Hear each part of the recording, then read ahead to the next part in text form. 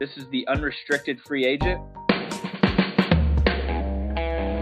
The Jimbo Fisher stuff. Were you in the room the other day when he threw? I was.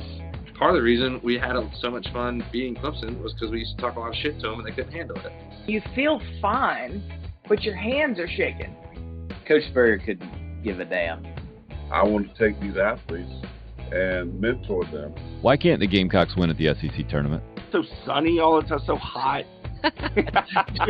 Too sunny. Too sunny. Fans are going to be fans, and people who understand the sport are going to talk sports. With some weird dynamics. It's going to be painful, but I think at the end of the day, we'll be stronger people for it.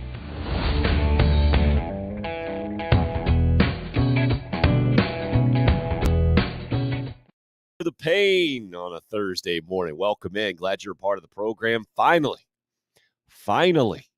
we got a close game in the College World Series last night. Gets us an SEC rematch in the semifinals today. Arkansas edging Ole Miss 3-2. Oklahoma, probably the biggest fan out of anybody for that. Sitting there, already had cashed their ticket in, beating Texas A&M yesterday afternoon. So they're in the championship series, waiting on today's winner.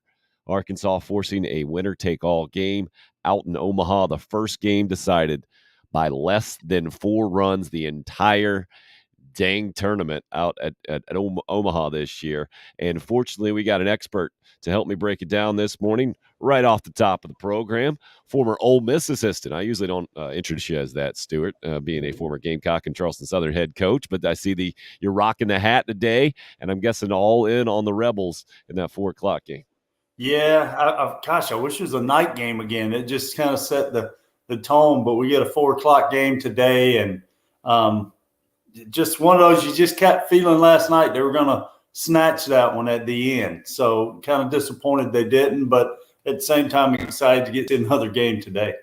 I was just excited to see a close one, man. And it reminded me, in the end, they're showing all the shots of people biting their fingernails and all the dramatic fans out there. I mean, fans especially – this is a part of it that I don't think you get to feel unless you make the trip out to Omaha. Everyone is so invested that's there, or most are, right? There, you have the local fans who embrace it, and then they'll jump on a bandwagon here or bandwagon there, and a lot of people jumped on the South Carolina bandwagon back in the day. But if you've made the trip from Ole Miss and now you're 10 days deep in this thing, or 8 days deep, or whatever it is, you made the trip from Arkansas and you're on the verge of elimination, you are invested. I felt it last night, really for the first time, having a close game for the first time. Tough for Ole Miss not to come through with that hit late. I thought Arkansas was going to give it away. That little short pop out in left field where the left fielder and Jalen Battles, the shortstop, collide there, and somehow the left fielder holds on to it, loses his shades, but was fortunate to hold on to that thing. And then the ball just stayed up a little bit too much on that last at bat with the bases loaded, I think, down 1. Ole Miss giving Arkansas all they could handle and losing for the first time in the NCAA tournament at all, Stuart. Heck of a run at 7-0. Now have to bounce back early, like you mentioned. A lot of people up in arms about that, but the NBA draft's tonight, so I get it from a programming standpoint. Yeah, I do too. And no, I mean, when they got down, Arkansas's home runs, the first time they'd even trailed in the postseason. So, I mean, then you get the immediate home run, so you tie it right back up. But it was weird. Arkansas had kind of almost Michael Roth it a little bit with those left-handed pitchers, some guys that weren't normal for them. And they felt they had their guy in the bullpen. But if I heard right, I think it was only his first time pitching in the World Series, the freshman they brought in. So it was just I thought they would have gave him a clean inning. Instead, they left the lefty out, who gave up a leadoff single, and then you could just tell the freshman got really nervous when he came in, hitting him with a breaking ball and then hitting him in the foot with a fastball. So big time for the other guy to come in, but it'll be a game tonight, and I'm guessing that'll make Arkansas the home team because they were kind of would flip-flop in this since Ole Miss was home last night. So. But, yeah, if you're Oklahoma right now, you're just going, God, play 13, 14 innings tonight, use all your arms because it's definitely set up for them right now, it would look like. Didn't even realize the stat. Oklahoma still has the the chance to be the first school to win the College World Series in both baseball and softball. Didn't realize that was a chance back in 2010. I barely remember. I think UCLA went in softball, and then they kept UCLA from winning. But Florida, I guess, was in the softball finals and lost out in 2011. Obviously, lost out to the Gamecocks too. So a weird Gamecock connection there, stat wise for this thing. Tell me about Mike Bianco. You got the great story about the foam finger and moving the outfielders back in the day. How many years did you coach for him, and what kind of guy is he kind of behind the scenes? Yeah, I was there for 3 years. So I came in, I think now he started in 2000, I think was his first year there. So he's been there now 22 years. Longest tenured guy in the SEC. Yeah. So when I came in, it was going into his 4th season. Dan McDonald had already been there 3 years. And Dan kind of told me, he goes, he's really intense. Where I was coming from, and Coach Tanner was too in games, but not the same kind of intense. He kind of let you coach and let them play. But Coach Bianco wanted his hand on everything. And I was doing the hitting. I was doing third. So he had coached third at LSU. So he always had great advice for you from those ways. And so those early years, we were trying to find our way. It was the first time we had hosted. Then we got to host. We ended up hosting all 3 years I was there, but we lost 2 super regionals, one to Texas in 2005. Who went on to be national champions, and then in 2006 to Miami.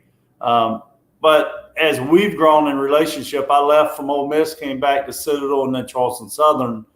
He is a completely different guy now, and he'll tell you that. And you'll hear Coach Tanner say it a lot in his career. He's still intense. You saw it last night when he came out in that one inning, but he has enjoyed it more. As they showed the crowd, you could. Couple of those guys that were in big crazy hats were his kids. So it was kind of funny to me to see them as they've grown up now. And gosh, his kids have gone on to have success, and all of them get to play in college. And but it was fun. Oxford, and I think you've been there, we've talked about such a small town with an SEC school in it. You were with each other every day. So there was really no getting away from each other. So it was a cool time for me and Tracy. We had our son Hayden there. So just a lot of great memories of Oxford and Ole Miss. And then last night, gosh, there must be at least 8 or 10 guys from that era of when I coached there. Managers are at Omaha. So they're texting. It's just been cool to catch back up with a lot of good people. I bet. I always wonder how these moves happen if it's not obvious how the dots connected. Was it Dan McDonald that made it happen for you out there? Was that your connection, or was it a different way? Well, I think it was a lot to do with Dan, but it was also we had just had so much success at South Carolina that they wanted to get me involved. It was kind of a what are y'all doing, which was so weird to me because here's Coach Bianco coming from LSU because everything we had done at South Carolina had been let's do what LSU's doing. Everybody in college baseball was trying to do that, right? Yeah, and then I'm getting asked, hey, what are y'all doing? And I would try to tell things we did different from just and he gives me credit. He said, I think you helped me loosen up. I think you helped me enjoy the game and not make it so intense. And so I always appreciated that part of it. But that was the main thing. I'd never really left the state, and it was the only time I have in my coaching career. But it was a unique place to go. And, God, we got lucky. We get there. You got Eli Manning playing football, and it was just a great time to be at Ole Miss. Can you tell me more about that? Because from the fan standpoint, and good morning to you guys, by the way, DC weighing in, Craig, Anthony as well. It's pretty simple from the outside looking in to hear you say that about Mike Bianco and kind of following the trajectory of Ray Tanner's career where you're ultra intense and more of a taskmaster. Well, we've seen the Oklahoma coach right now. He doesn't allow facial hair. He doesn't allow his guys to have long hair.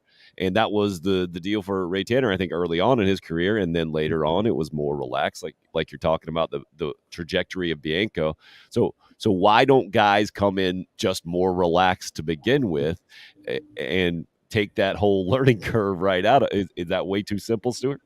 I think I just, as a coach and probably I would assume small business owners, you're in charge of everything. and you just don't want anything to screw up. And then as you're there longer, and it even happened for me at Charleston Southern, being there 8, 9 years, you start to get more people involved in a program you trust. And as you do, you realize you can turn over travel, or you can turn over maybe even a practice schedule. At the beginning, you just don't. You don't feel like you can turn any of that stuff over. I remember sitting with Coach Tanner doing rooming lists, and sitting there, he would make sure we had meal money and make sure we had this and that. And then by the end of it, not that he wasn't still in charge of it, but he had good people in place, and you just weren't worried about some of the same stuff you were. But that's kind of related to parenting. I'm a only child parent, so it's kind of everything we learn. You see these parents with multiple kids so relaxed. You go, why? This is our third kid. That's what you become as a head coach. You know the issues. Typically, it's the same things, which is kind of cool. That they stay, keep us young, because they stay the same age. Because you're coaching that 18 to 22-year-old. COVID now, there might be a 24-year-old, but typically it's 18, 22-year-old. So it's the same issues. You had been through them. You knew how to handle them. You knew what to say when a person came in homesick, or an AD set you down to say, hey, you went over your budget. So you just got more and more relaxed with those type things. Makes sense. Experience kind of reinforces that feel, or maybe the other way, it gives you less insecurity that you might have had early on. That makes a lot of sense to me. Craig getting into the X's and O's here. He says, what are you looking for, Coach, as far as when to send a runner from third or when to hold him? You've done it a lot of years. Is there an easy answer to that question? Well, the biggest answer for me is, like last night, I thought it was a bad play when Battles went out, because if he catches it, he's running away from the infield. So immediately, as I'm saying in the game, what are you doing? You got to have a sense of how far you're going out. You got your left fielder coming in.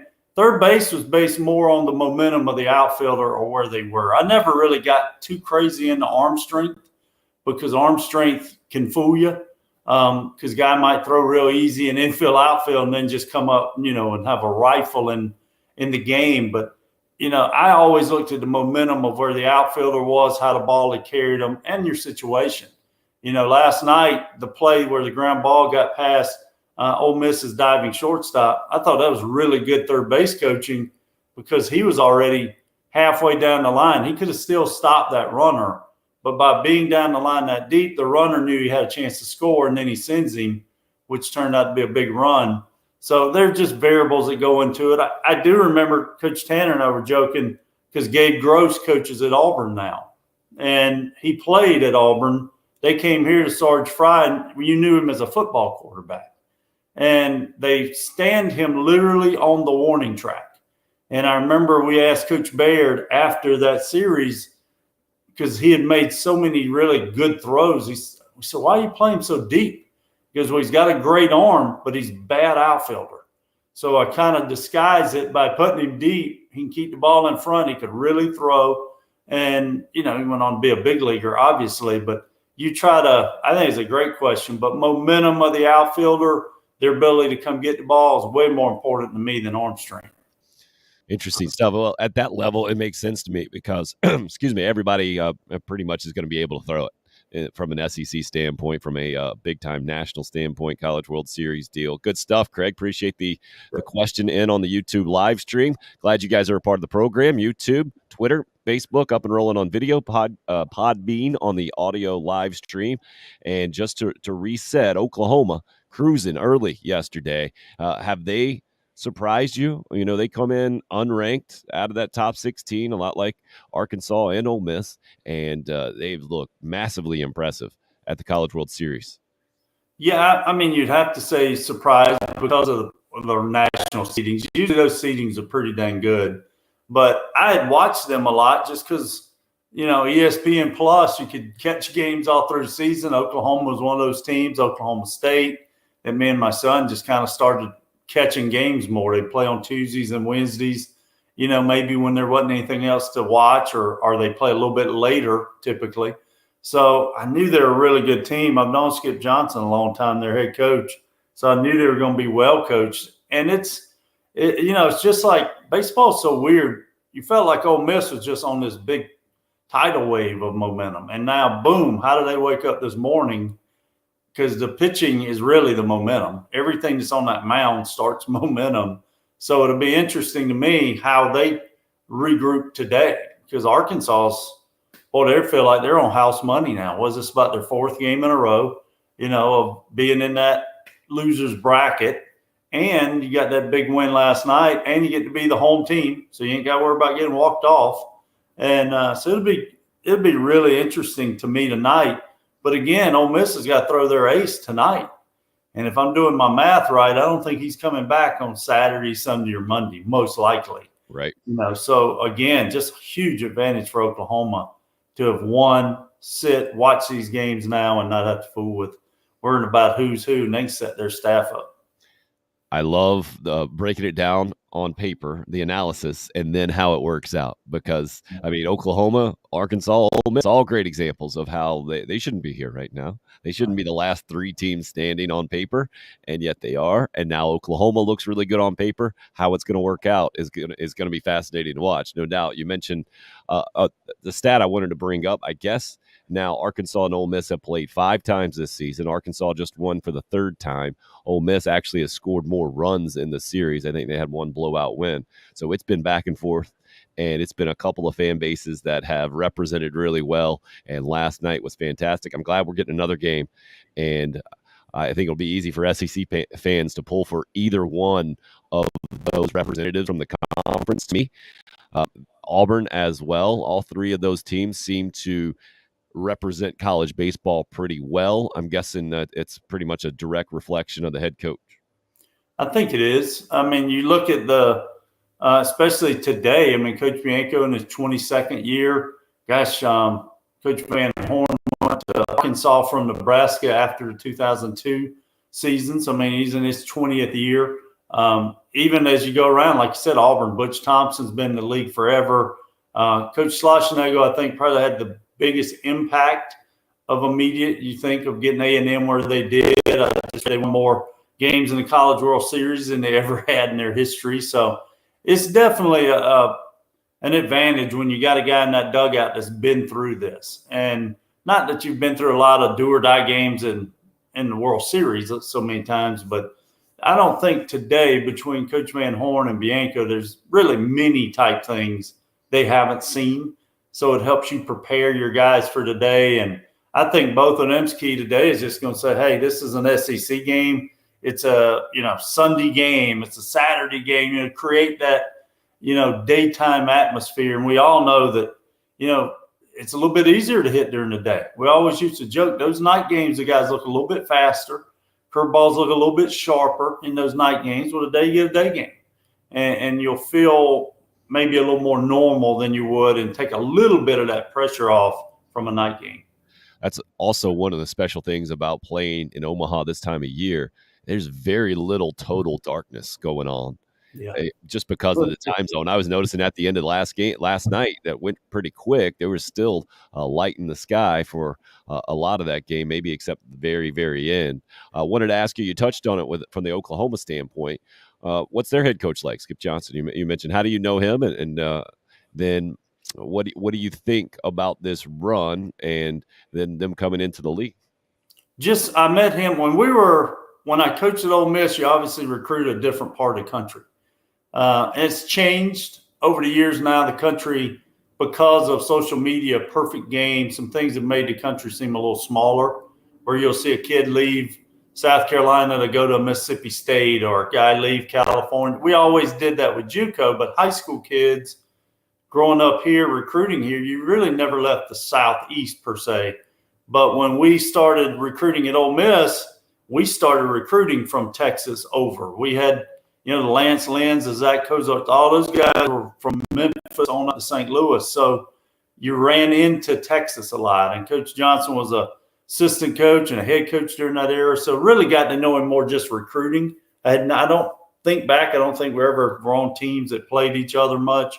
I just knew him through recruiting because of the Texas people didn't like him coming into Texas recruiting, with Ole Miss, because there wasn't the SEC was the dark side. When you go into Texas and recruit, that they never really talked about Ole Miss or Miss. It was here comes SEC guys in here So we were fortunate to get a few Texas high school guys, but we got a ton of Texas junior college guys. So that's where we would run into each other in those different things. And he's just a guy that was always a good guy. A guy you remember and you kind of follow his career because he was a good guy. And but that's where we kind of knew each other from. Good stuff. It sounds like Texas treated non-Texas characters as poachers coming into their territory, and definitely had the territory up, the protecting the territory, the whole kind of thing. You mentioned the recruiting part of that. That's fascinating to me, just in general, and especially though in baseball, when you're in the same area typically and you're spending a lot of time, if you're at a baseball game, with and around each other. How do those relationships go? Do different guys handle it different ways, or are most baseball coaches pretty much the same way, relatively cordial and friendly in the whole thing? Well, I think, and I'm 50 years old. I think my era of coaches, you can see a difference now when I go to, cover something just in a guy that's 24 to 26. I think it's a different relationship because in my era, everyone worked camps. That was how you saw players back in the late 90s, early 2000s, because you just didn't have so much social media. So you had to go work a week-long camp at Clemson or a week-long camp at Georgia Tech, or you would just go all over. And so you were together a lot. I mean, like, rooming together, eating breakfast together, and created just some fantastic relationships. And there were times, I'll be honest, I was at Ole Miss and I got along great with the guys at Southern Miss and Mississippi State, but there were times we knew we couldn't sit together at events because it just really bugged our fans. Everybody knew I was a big wrestling guy. So they would always say, hey, it's like in the locker room at wrestling. You don't want to see them two guys ride up together in a cage match later. So we would have fans come up to us and go, how y'all sitting together? So I learned where I could and where, let's wave at each other at some events and stay apart. So, but you created great relationships, and you were obviously all recruiting pretty much the same people because the good players were showing up at these camps. Or back then, Mississippi had what they call state games. North Carolina still has them. So there were events that you would go. They were very limited, though. You go to Atlanta back when I first started recruiting, there might be 80 to 100 teams from around the country playing. And now, like my son's in 17U, we go down, there's 436 teams right now. Wow. In this tournament. So that's just to show you how much it's grown, but the recruiting is where you got to know each other. And there are guys I didn't like. There are guys I did just say, hey, how you doing? And kept on going. And, I'm sure there were guys that felt the same with me or somebody that's a part of our program. But it was a lot closer back then, because now a lot of recruiting is done on watching games online, or you can just different forms of communication. You can talk to players sooner now than you could back then. So a lot of changes have happened. Perfect segue, because I met Monty Lee when he was out scouting. I think I mentioned this before. It was at a AC floor. It was at AC floor for a state championship game in high school baseball, and it was just a nice guy, right? Just talking like normally you would talk. So yesterday we saw the news. It's a third Clemson transfer out of Monty Lee's program since he's moving on. Eric Bakich is coming in, who was going to come over to Carolina. This guy actually from Columbia and River Bluff High School, and Ricky Williams, and throwing his stats up on the video portion of the podcast there through 21 innings. Pretty good ERA.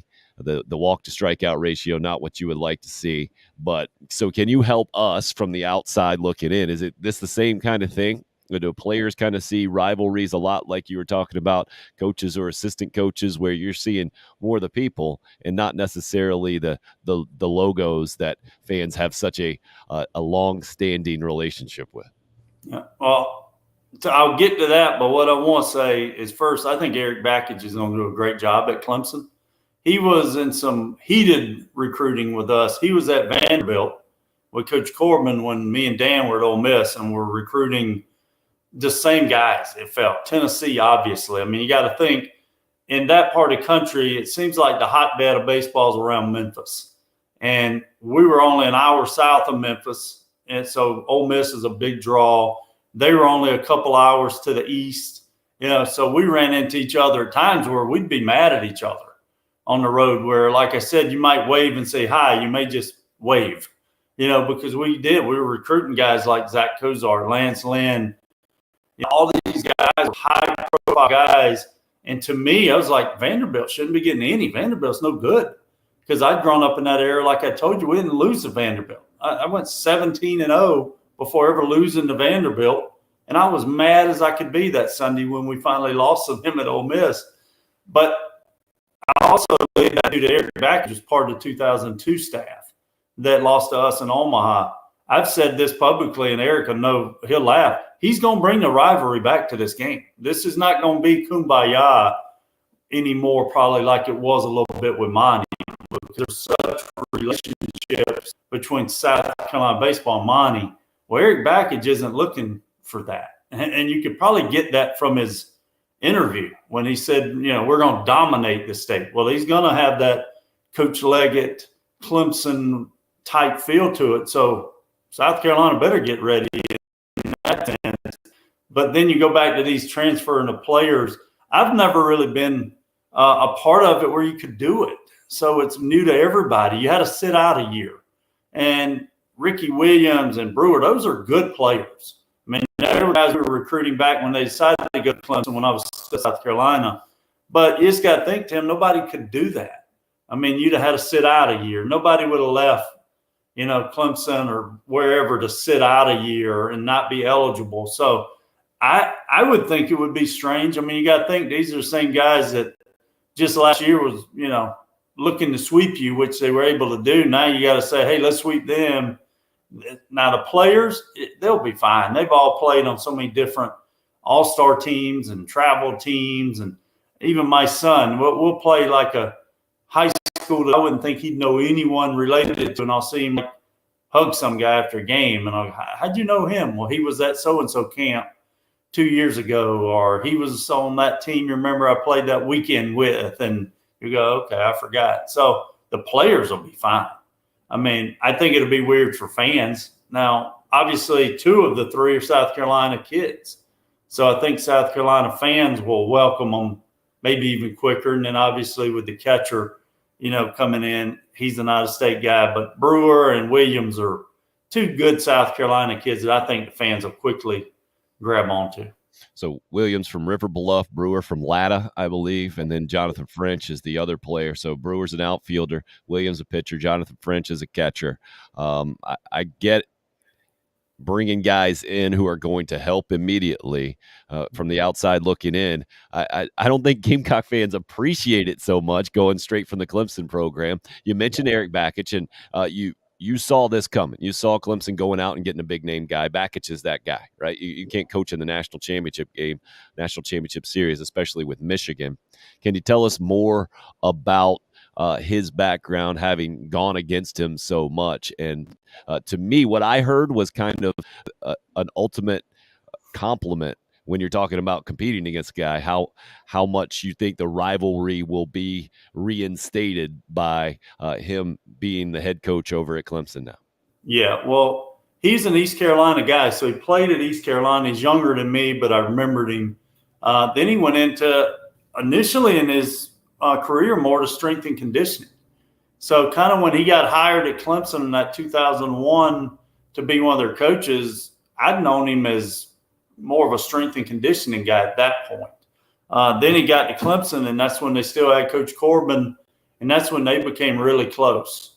And I just see the intensity. He's already said Coach Leggett's going to be involved, some capacity on the staff.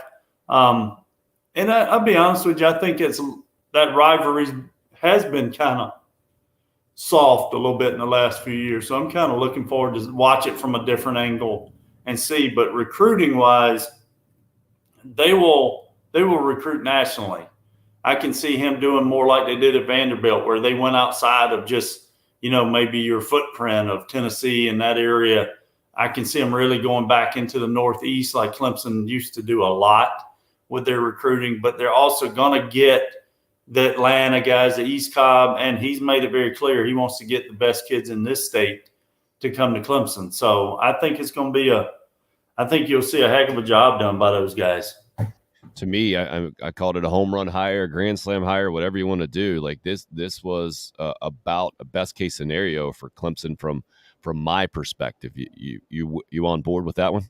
Yeah, I do too. I've obviously a lot of people ask me their opinion. I got a ton of Clemson fans that live around me, and they go, "Is this a good hire?" Because they're not really sure. Unless you're a college baseball fan, you might not know who Eric Bakich is just that easy. And I've said it to every one of them. I think it's a great hire. This is a hire that puts you on alert as South Carolina and other teams in this state. You're going to have to really work, and you're going to have to try to keep up with them recruiting-wise, because he's going to be very involved. I know his recruiting coordinator he brought with him has been with him from Maryland and to Michigan, and they've just done really well at both places, are going to work hard. I don't think he's named a pitching coach yet. I'd heard some rumors, maybe even a John Pulowski coming back, but I don't think that's happened yet, and I don't know if he'll go that direction anyway. But I've told all of them I think it's a great hire. I really do. You mentioned the recruiting coordinator coming with him. How important is it to have that right-hand man, someone that you've worked years with before from a head baseball coaching perspective, to make it a package deal? How important is it? Well, it goes all the way back to the beginning of our conversation. It just allows you not to worry about stuff.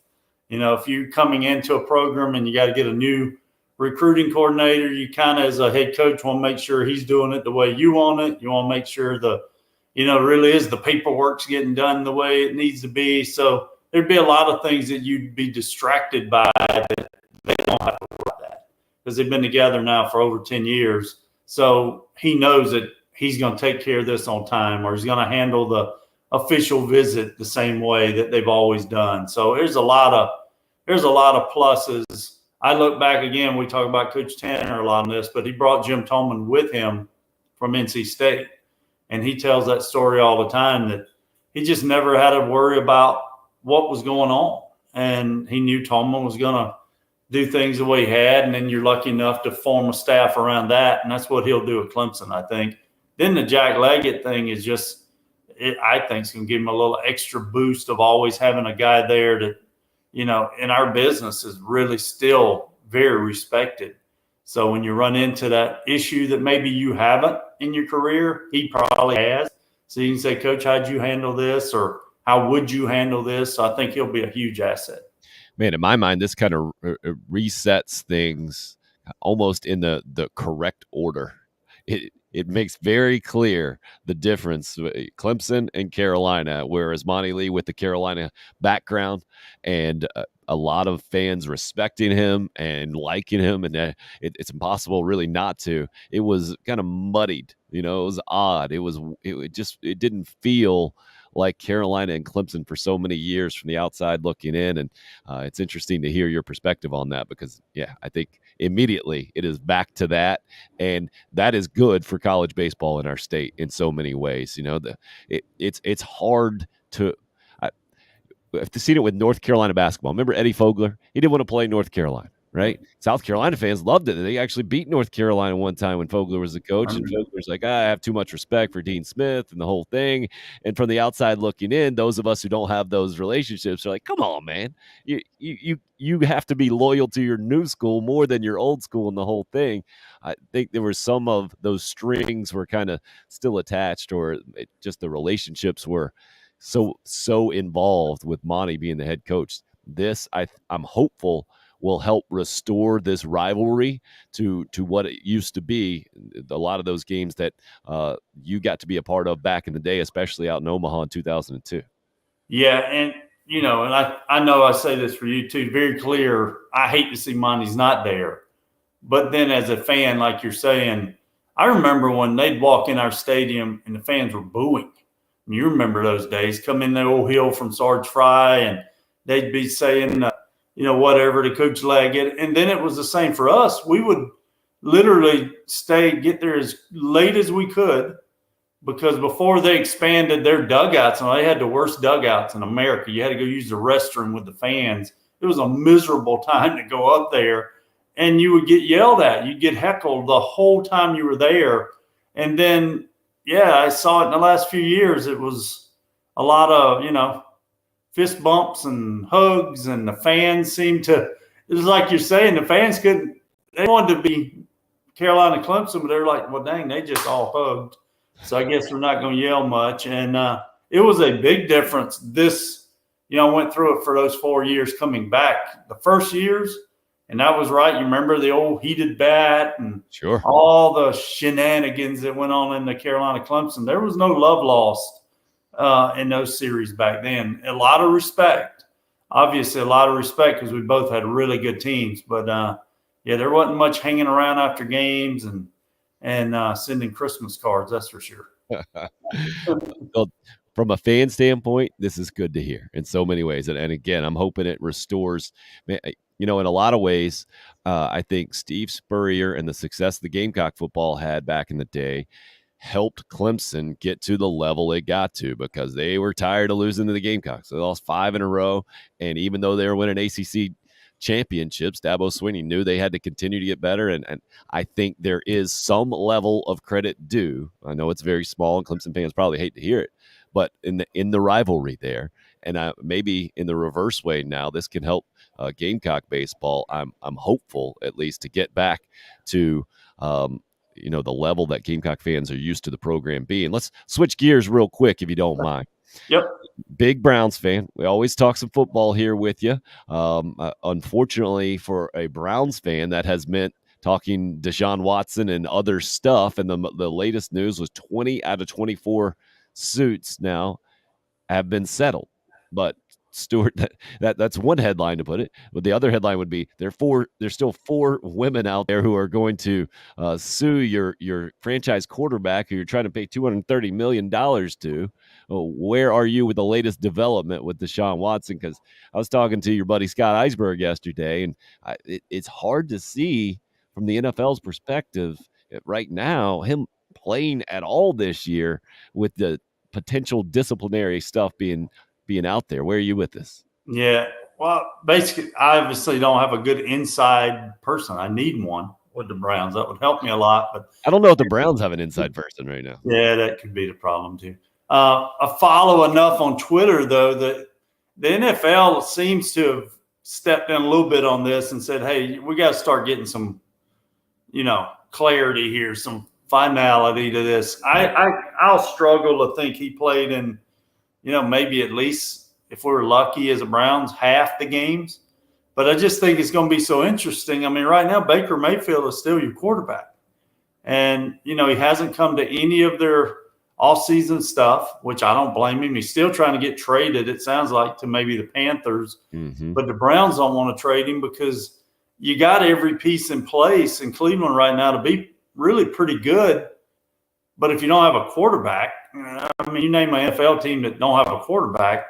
So they're making Baker basically wait it out with it. And then they open, I think, with the Panthers. So it's going to be bizarre either way. But yeah, I was hoping when that all came up, maybe it would have been, all 24. Right. But obviously there's a lot of information we won't get. I find it interesting that there's one lawyer representing all of them. He must be the best lawyer, I guess. It seems like there might have been 2 or 3 lawyers involved in this, but he's one person. So we'll see how it goes. And it's such a weird subject to talk about because we don't have a lot of details, right? And obviously, even if we did, I wouldn't want to talk about them. I don't think in a lot of ways. No, and that's the thing. I always hate to make light of something that probably is a lot more serious. But as a football fan, I think it just popped up to Craig and said, I can't imagine he plays in more than half their games, and that would probably be glass half full kind of answer. There could be another season. You mentioned as an NFL team, you got to have a quarterback if you're going to be really, really good. To me, that goes to the other big story yesterday of those Baltimore Ravens teams that were so good and did it with Trent Dilfer at quarterback. Tony Siragusa was a big part of the reason why, taking up so much space and blockers and space eater up there in the middle on the defense, and unfortunately passed away at the age of 55. To me, Stuart, he is emblematic of what we love about football. Just a big guy, a big personality, did broadcasts for Fox after that and did it differently. Like he would just be down on the sidelines, and yet they still let him be kind of a color analyst at the same time. Siragusa, and to me, what football is all about in so many ways. Yeah, and as you would know, since you led off with me being a Browns fan, and that means I hate the Ravens worse than anyone. But I did enjoy him. He was that John Madden type personality that really you don't see as much anymore. And when that popped up yesterday, it makes you feel old too, because you go 55. Gosh, you probably got out of playing at 32 or 33, because the NFL you usually do. So it was amazing how time had flown that fast from remembering him playing, remembering, like you said, all the sideline stuff, because he was fun to watch. And, it was sad when I saw that yesterday, to be that young at 55. I saw something else go through just talking about his was credited to bringing the locker room together with a big personality and the whole thing. You had Ray Lewis, obviously, as a strong leader on those teams. To me, it reminded me of just the different types of characters you got to have if you're going to have championship-level teams. I know you've seen it through the years in baseball in a much different kind of way, but it's that chemistry that I think maybe it's so difficult to quantify from the outside looking in, and it's not even talked about nearly as much as I think it should. Maybe the College World Series runs are great examples of that now, right? Because on paper, these three teams should be the three teams left, and yet here we are with Arkansas and Ole Miss with Oklahoma waiting. Yeah, it always struck me. We go back to Skip Bertman was so influential with so many of us. But when you get to talk to him privately, he would always tell you, try to get you about 8, if you're lucky, 10 hitters.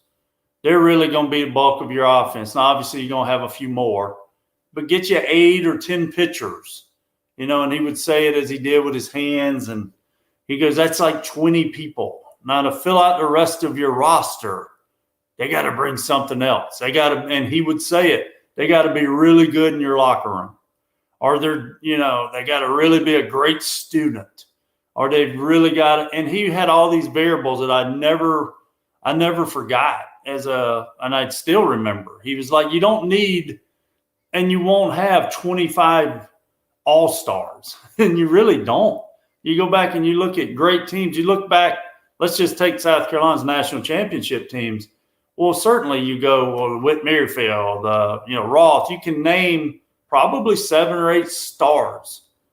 But the stars didn't play the whole game. You think of all those variables that came in different ways that helped. So there is no doubt championship teams just have personalities. And they have some guys that realize, hey, I'm not the all-pro, or I'm not going to be first team, whatever, but I'm going to have a championship ring if I play my part. And those teams, that's what you're talking about, the Mike Biancos, the Van Horns today. That's what they're so good at doing. And Coach Bianco was, and I got to see it firsthand, of keeping guys in the program that, maybe they weren't going to do much. I mean, like the kid that's playing third for them, it was his first start was in a regional because of some injuries. And they were talking last night how the team has rallied around him, and it's a cool part of championship teams. You mentioned good locker room guys. What does that mean to you? Just guys that can hold themselves and their teammates accountable. I mean, there are times that the really great teams I've ever been a part of, occasionally you saw them having a team meeting in the outfield. And as the coaches, you're standing over there and you go, what are they meeting about? And as an assistant, my job was to kind of infiltrate the meeting at some point, or somebody, hey, what was that about? And it would always be, and it wasn't always your starting shortstop. It would be, hey, we're sick of walking in the locker room and everybody's crapping all over the floor. I remember vividly one time at Ole Miss, they had a heated team meeting because the managers, they were sick of how a couple guys were treating the managers. And we just stayed out of it. And you know what? We ended up having a great team because we had some leadership in there that just said, Coach, we can handle this. We're going to treat them like we do. And but you go back and you look, and 3 of those managers that are in Omaha sending me pictures were part of that team, where the guys just said, hey, no, we're all here every day. And we're going to all treat each person that's here every day the right way. And that's what championship teams do. You're always going to have different groups that go eat in different places and travel and all that, but you got to have those people that can pull them all together.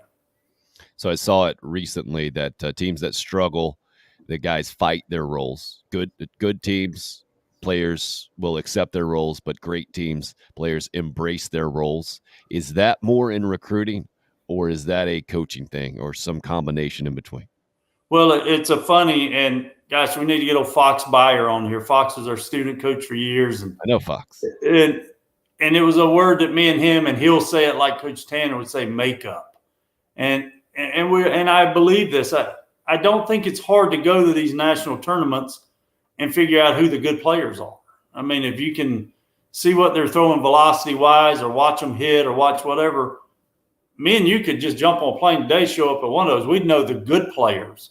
But the key is the makeup of those players are going to help you win, because if they get in your program and immediately need to bat third, or they get in your program and can only play short, or they can only this or only that, the strength, I have my own strength plan.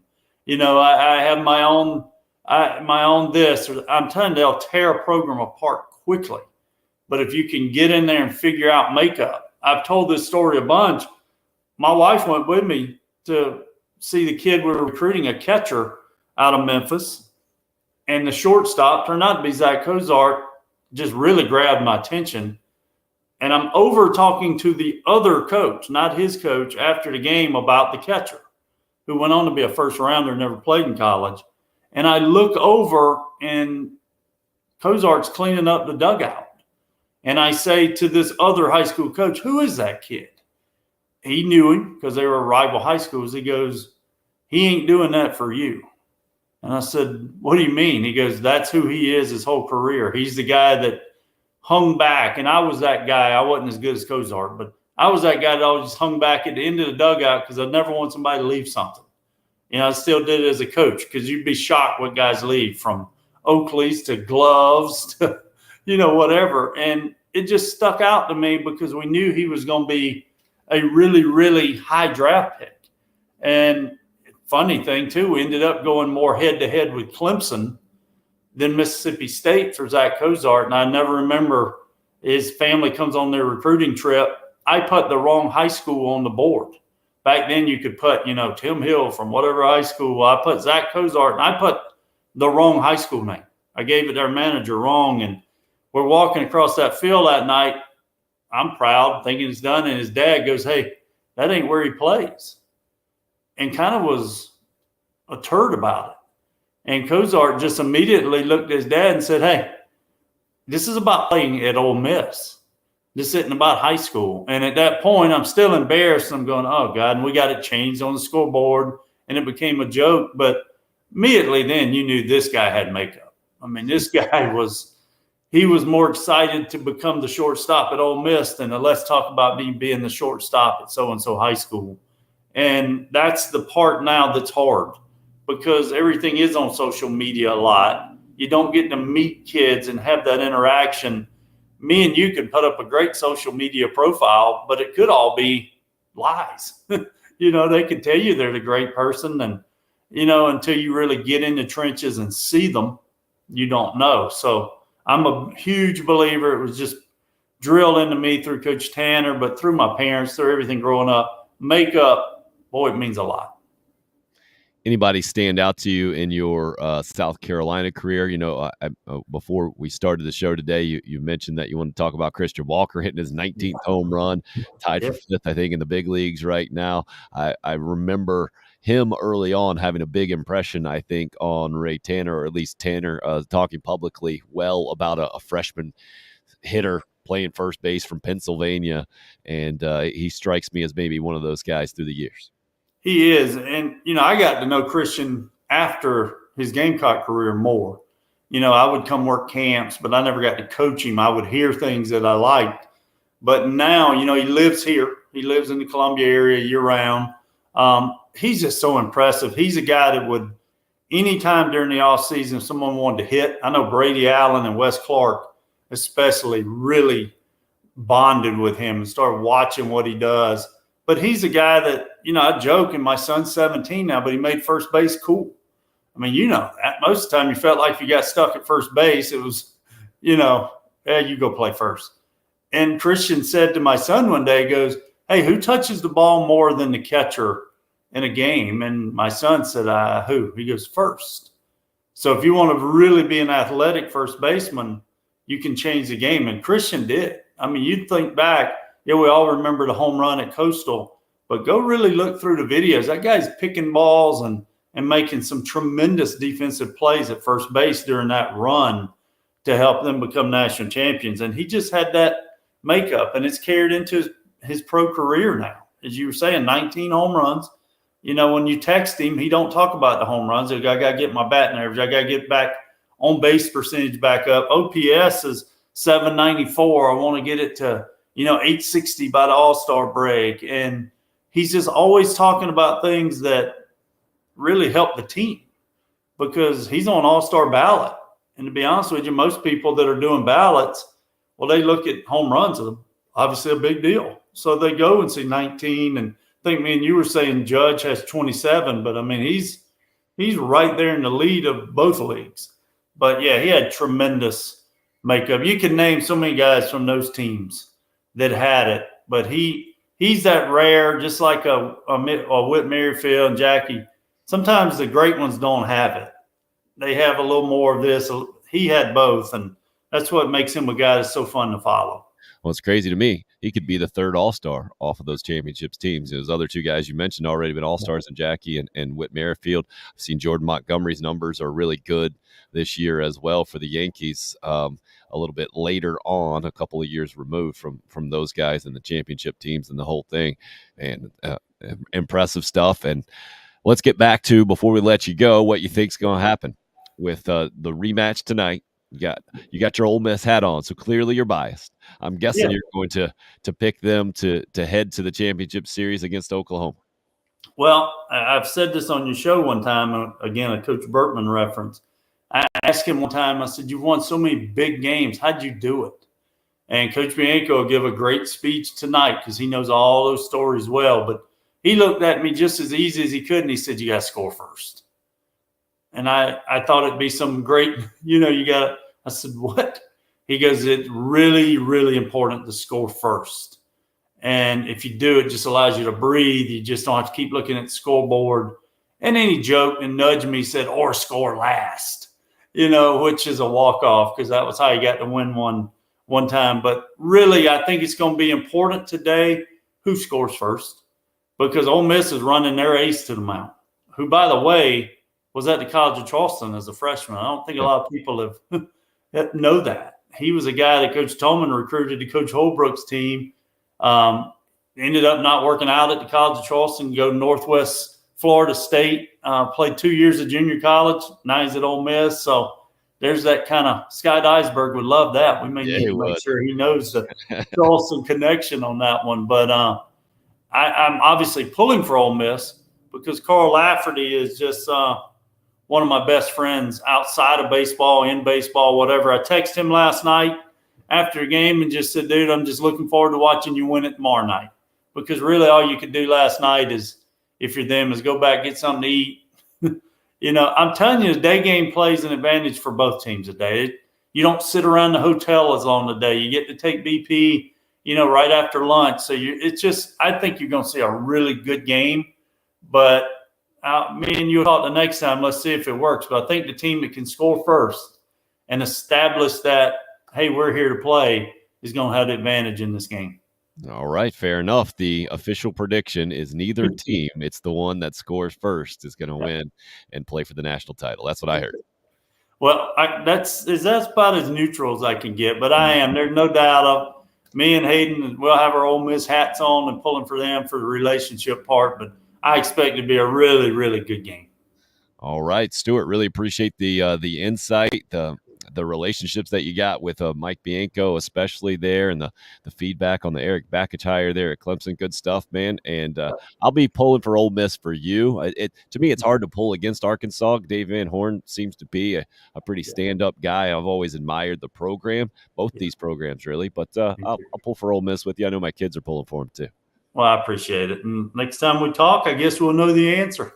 Absolutely. Stuart Lake, former Gamecock assistant, former Ole Miss assistant, Charleston Southern head coach with real college baseball knowledge, joining the show. And we always appreciate his insights and getting to see a little bit behind the curtain. That stuff about how coaches really interact in the recruiting realm, to me, is fascinating, right? Because coaching is an odd profession in that you are competitors, but you share information. Coaches have clinics, and these guys, from a fan standpoint, we don't pay much attention to it, right? But every offseason, nearly every single South Carolina assistant coach is going to some clinic or another and giving a presentation about their specific position or something relatively new in the game. And it's just spreading the knowledge, right? As opposed to a lot of industries where if you got a job and you're spreading knowledge to a competitor, you're in trouble, man. That's not okay. But sports is just different in that way. And it's great that way in so many ways, I think. How staffs from football, we hear this every year, right? College football staffs especially, they'll go to some other staff's campus and hang out for several days and just see how they do things, see what they can learn. Maybe it'll be an NFL team going to a college team these days, or the reverse. So much is coming from high school these days as well, the sharing of information. I think we've had Eric Kimry on the program talk about it, how it used to be from the top down, right? High school, college coaches would steal from the NFL. Well, that entire paradigm has shifted in the last 10, 15 years, I would say.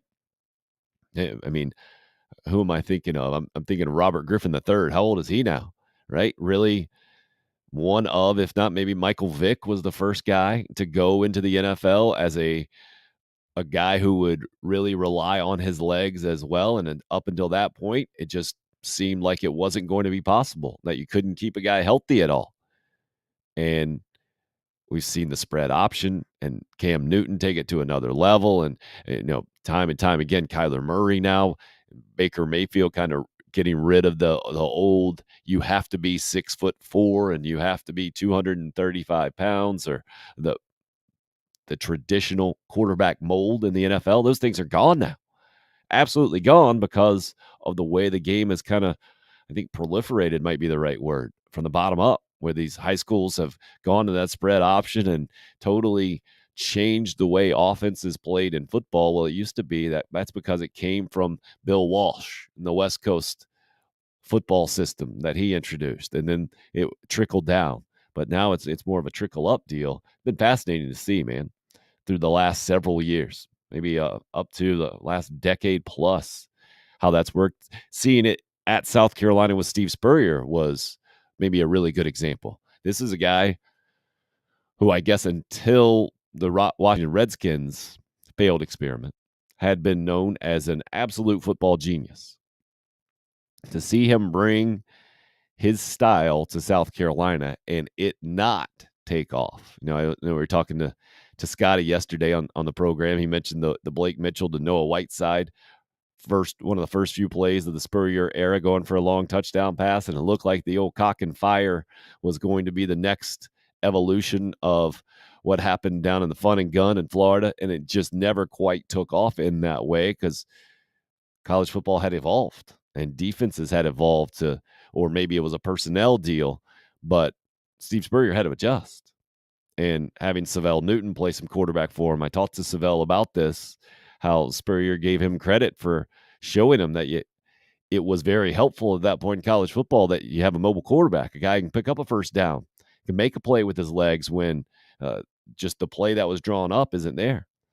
And obviously Connor Shaw took it to the next level, and running the football, playing defense became the winning formula for Steve Spurrier, which I never thought we would see.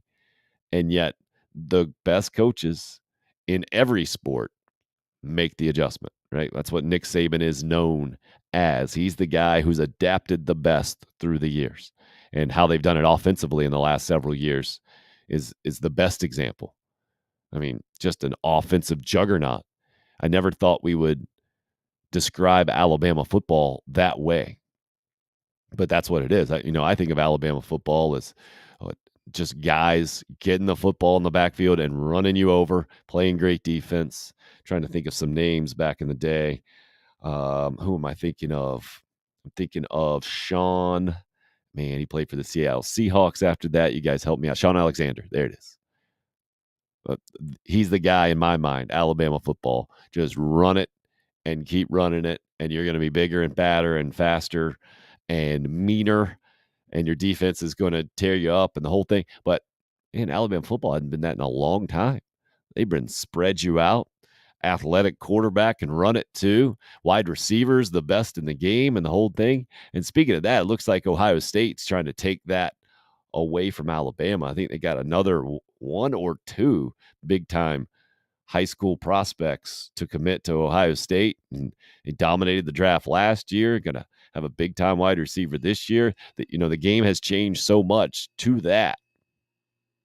Ohio State seems to be firmly in control of the future. That's what South Carolina is hoping a couple of transfer guys can be this year. And Antoine Wells from James Madison, Corey Rucker from Arkansas State, to at least solidify the receiving core that was pretty much Josh Vann and everybody else last year.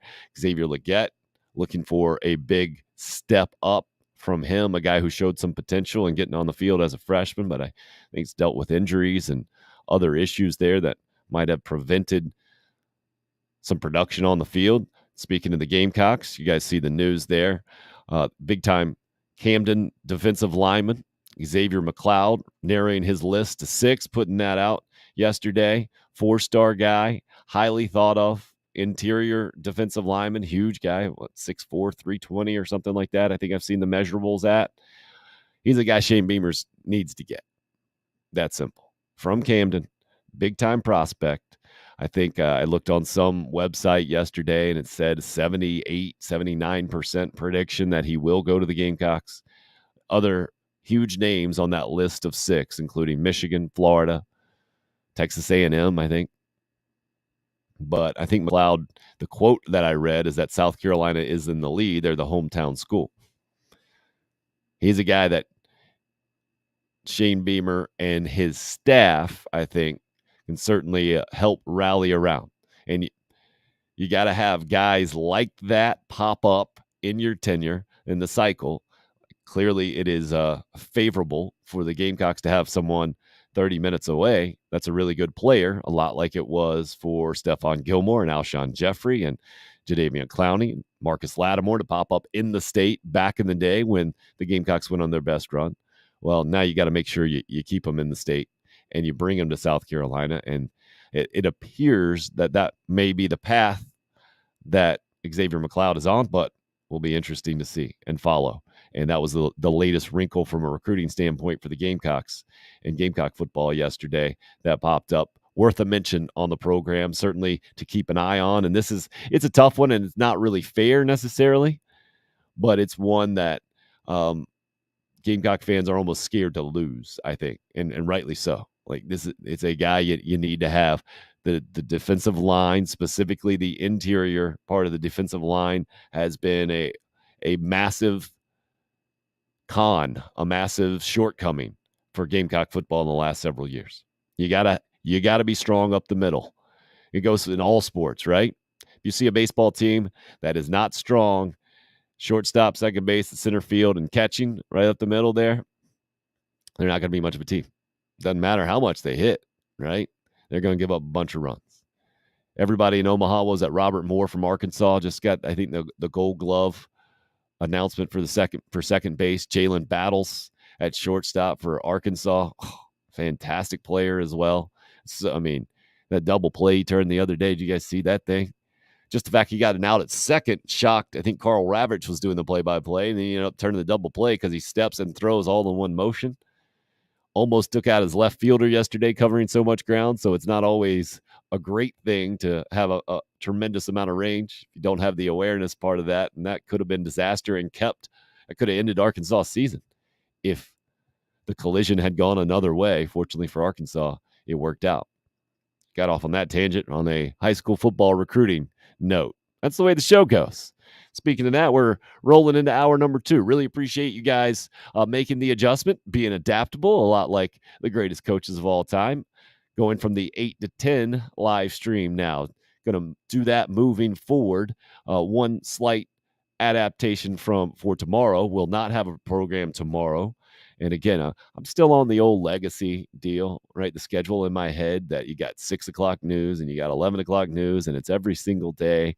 And then if you're doing a radio show, it's from a certain amount of hours every single day, and you Monday through Friday. And then on the weekends, it mysteriously disappears. But on the week, you got to get right back to it. That's not how it works in the digital world where we are now. So we'll not be doing a live show tomorrow. Feel free to check out some show segments that aren't necessarily timely. There are a lot of those out there. I might put up one from today. I thought the Eric Bakich feedback was especially interesting from Stuart, a guy who's been part of that Carolina Clemson rivalry, recruited specifically against Bakich, not just at South Carolina, but when he was at Ole Miss, and Bakich was at Vanderbilt. So some interesting insight there. And what I heard, again, the ultimate compliment, he's going to restore that rivalry.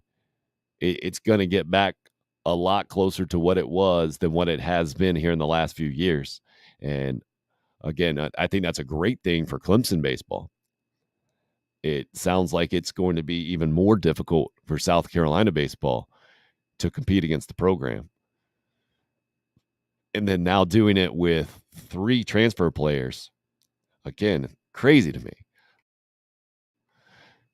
Because maybe this is a great time to play a little bit of Landon Powell, and let's make sure I have his thoughts about Clemson up there. Now, I don't have that one ready, but I thought it was fascinating to hear what he had to say about Clemson. And maybe we'll try to get that up here on the program here as we go. What Landon Powell had to say about Clemson and the reason why he didn't see himself as a true option for that job. And even if he was, he didn't see himself headed that way because of history. And then here in the last few years with Monty Lee's background in the state of South Carolina, being a Gamecock assistant coach, then going to his alma mater in College of Charleston, have a ton of success, I understood why Clemson went that way. It made sense. Monty Lee was an up-and-coming guy, known throughout the state, tremendous track record, nearly getting the College World Series with the College of Charleston. You can do that at the College of Charleston. Surely you can do it at Clemson. But the fit, the way that people fit in a certain role is everything, right? And how these guys fit now with Carolina baseball will be fascinating to see, because from a PR standpoint, it doesn't look good. Who asked it here a little bit earlier? It's a fair question. This is Craig. Why are we taking Clemson's second-rate players? It's fair. Because Dylan Brewer, Jonathan French, the position players, Brewer an outfielder, French a catcher. I mentioned it at the time of French's announcement that those 2 guys, when you look at the stats at Clemson, they're at the bottom of the regular players this year. Averages right around 208 and 213, I think it was.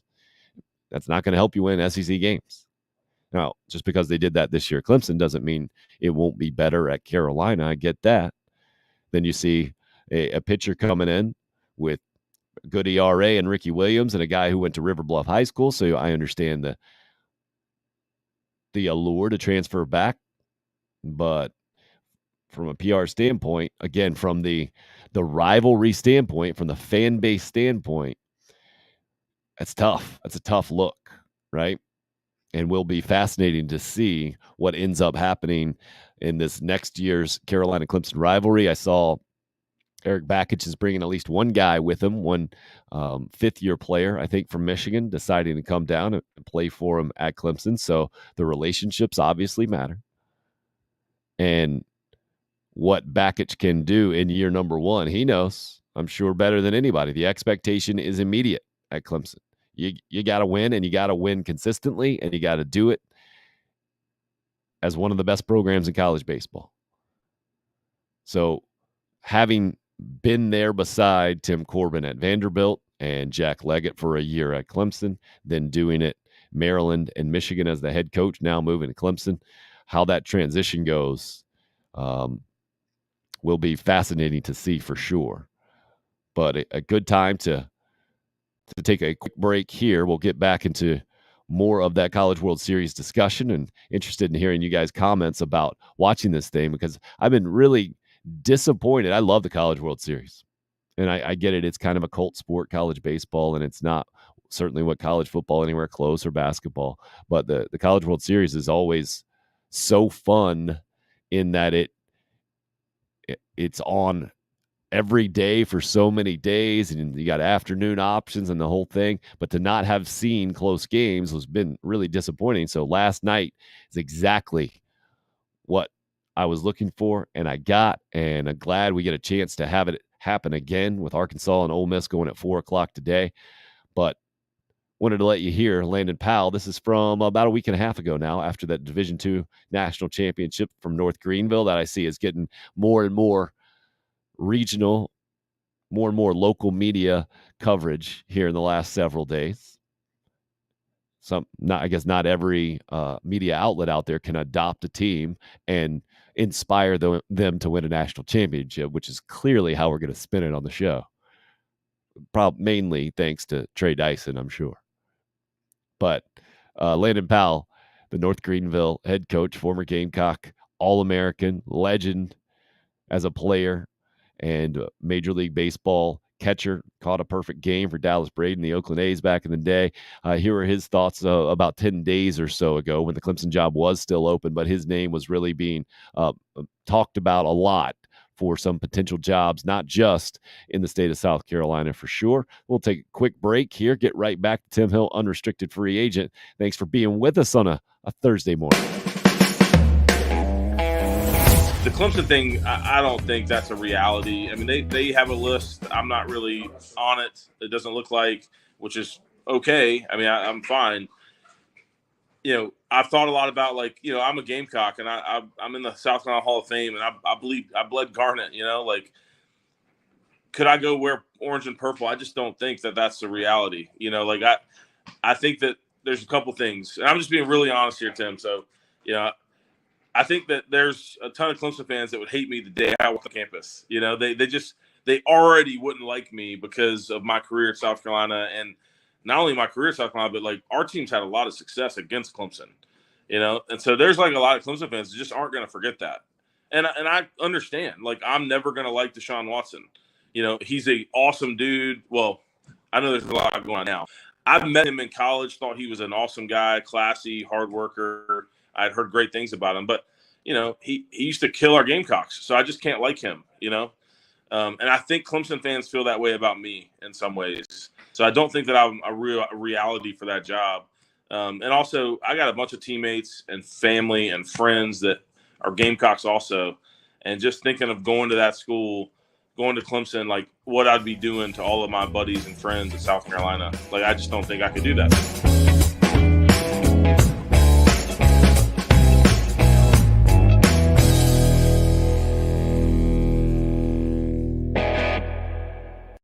Stuff there from Landon Powell, again, about 10 days ago or so.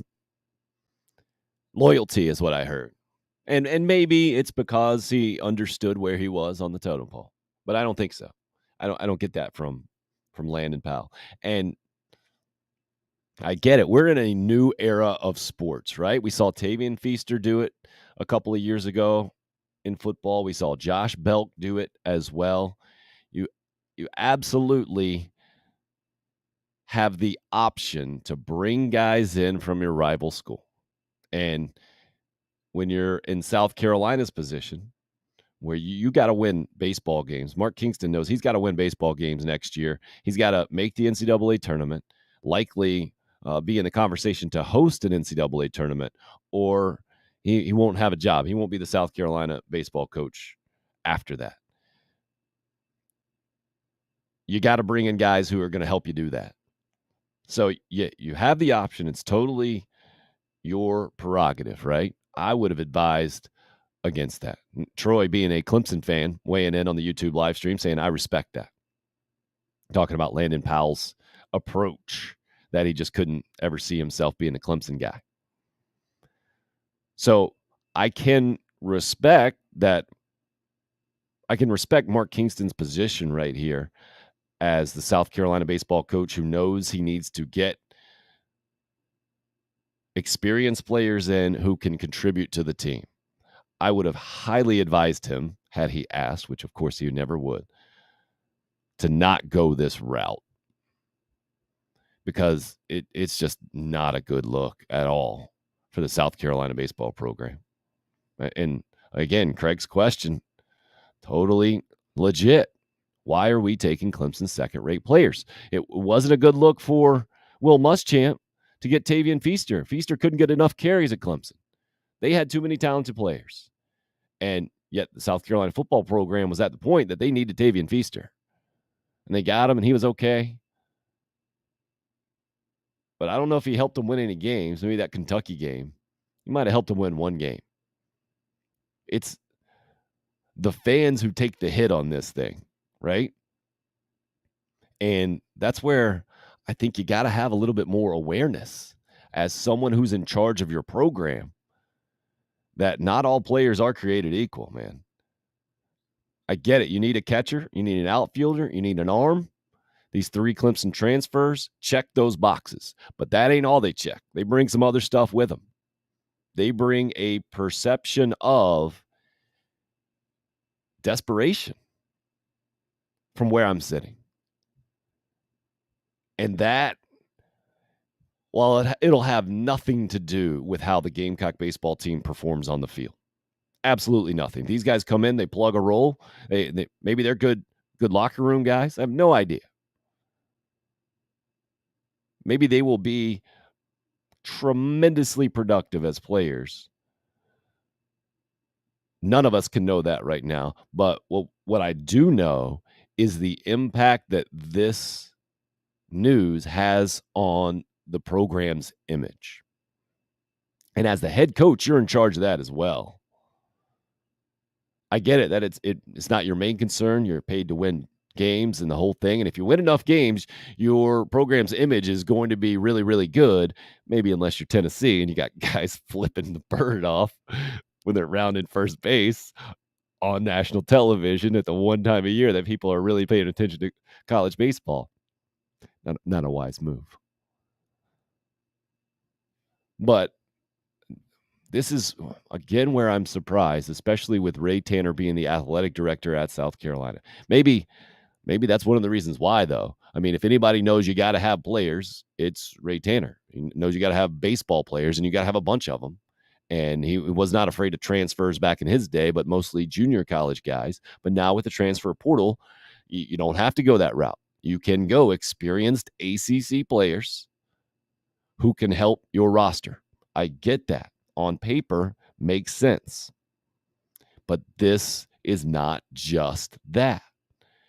And I think it's partly why the Monty Lee situation didn't play out. It's partly why I respect what I just heard from Landon Powell as much as I do, because it's very easy from the professional standpoint to look at a job opportunity and say, hey, this is going to 2x, 3x, 4x my salary. This is something that I have to pursue for my family, right? And this goes into the golf deal. And you guys see the news yesterday? And I know I talk about this a ton, but I think it's appropriate, man, because it's such a massive thing in sports. The PGA commissioner calling the Live Series an irrational threat. That welcome competition, but this is an irrational threat. Well, I don't even know what that means. What are you trying to say? That they're only rational and logical ways to go about putting together leagues and the whole thing. And when you have this much money, then I don't know. I don't know what he's trying to say there. And again, the way that the PGA Tour has approached this thing, to me, has been off in so many ways. Instead of coming off as what they are, the undeniable golf the undeniable place for golf in our world. And as strong now as it has ever been in so many ways, instead of admitting that they can treat their players a little bit better and make some concessions for them in a ever evolving sports landscape, they held firm and they went the old power move, right? We have all the power. You guys stop your chirping. Phil Mickelson, stop your yapping, okay? We are the big bad PGA Tour. You are just a player. You will do what we tell you, kind of thing. And it probably wasn't that black and white, but that's kind of how I perceive it now. And Mickelson was like, hey, man, okay, you keep doing that. But I know some guys. There are some people who are making some moves. And I don't really want to join these scary guys, is kind of what that quote was back in the day. I know there's some scary dudes, and I'm not thrilled at the idea of joining them, but you got to change. You got to do better. And I'm going to try to play them against you to make it a better situation for players. And ultimately, it is a better situation for golfers across the board, right? Now that the PGA Tour reportedly will be making some adjustments and will have some events without cuts and some 54-hole tournaments and the whole thing. And that's a direct impact of this LIV series. And, well, not necessarily the series, but the guys who have made the jump.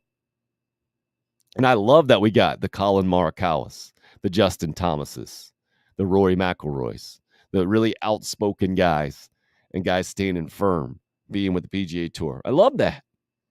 And also being willing to admit that just because other guys made a different decision doesn't mean they hate those guys and they understand, but they're just they're coming about their decision. John Rahm, another one, coming about their decision in a different way.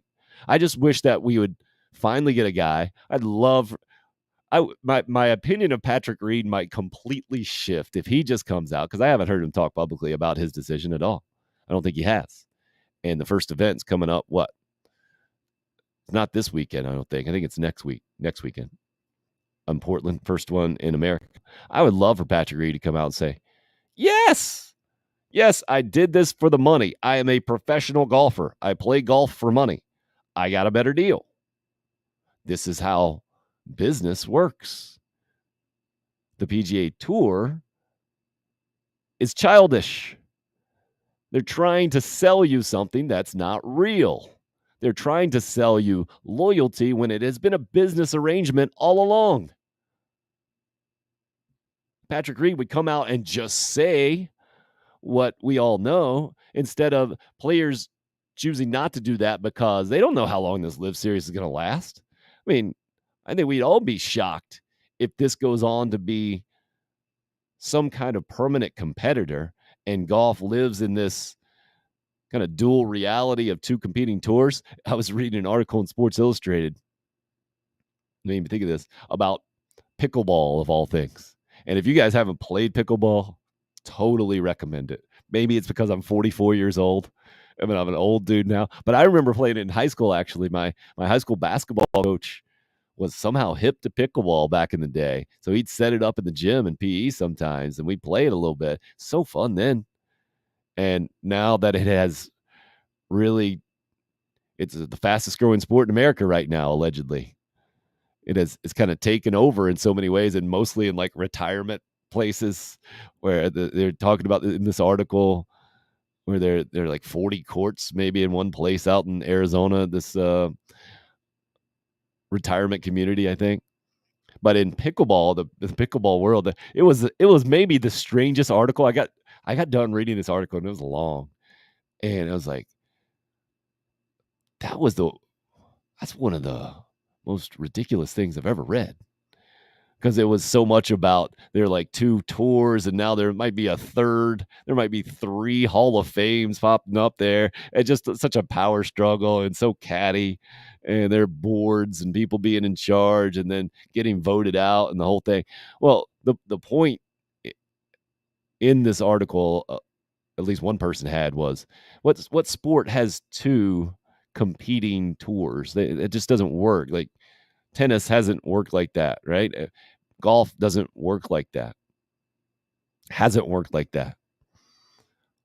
So I think when you are that entity, when you are the one, you got to understand that. And I understand, like, the NFL has not exactly, it's certainly not welcome the XFL or the USFL, and you got to see them as competitors, and you got to compete, right? You got to make sure that your entity doesn't get threatened, challenged, and then get overtaken. I understand that.